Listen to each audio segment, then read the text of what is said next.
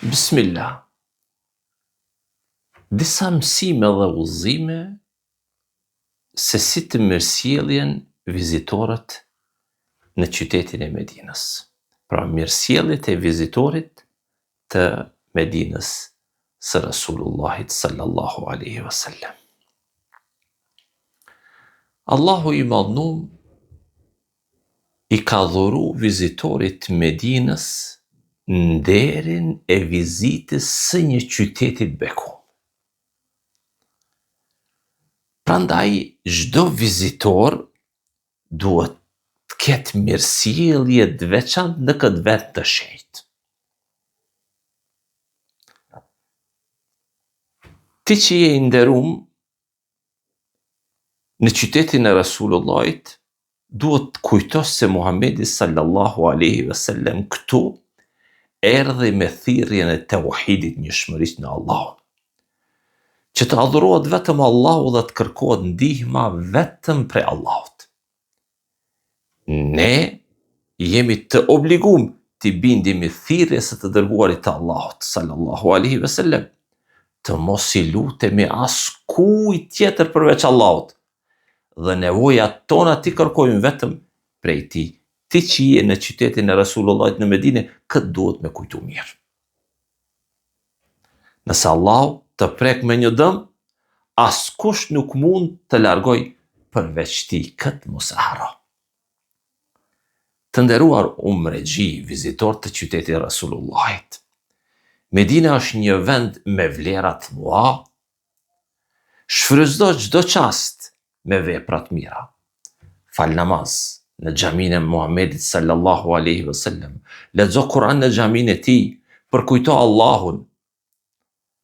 Ruaju nga bidatet, risit dhe mëkatet, gjunahet, sepse gjunahi në vend të shenjtë është edhe më i rëndë, është edhe më i madh. Mos të harrojmë hadithin.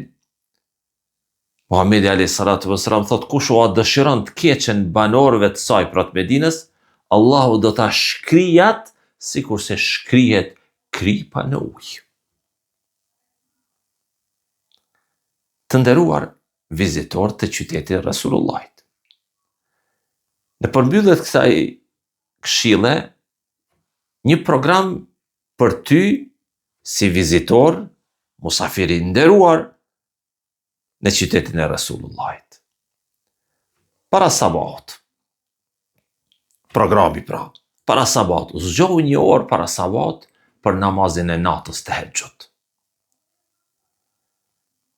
Kur vjen koha sabahut, ezanit, shko në xhami, pas sabahut qëndron në xhaminë e Rasulullahit, duke lexuar Kur'an, para kësaj duke i bërë lutjet dhikrit, lutjet e mëngjesit. Pastaj, pas namazit të iqindis, bashkohu me grupet e mësimit Kur'anit ku mësohet në xhaminë e Rasulullahit. Pas namazit të akşamit, merr pjesë në ndonjë ligjërat të ndonjërit prej dietarëve që mbahen në xhaminë e Rasulullahit.